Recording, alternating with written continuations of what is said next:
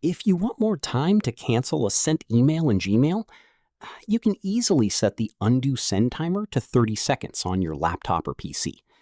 Here's how to do it. First, open a Gmail account.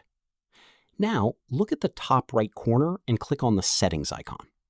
After that, click on See All Settings.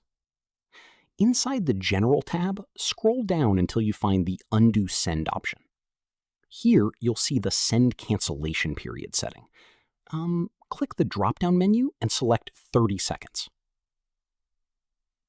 Once you choose 30 seconds, scroll all the way down and click on Save Changes. That's it.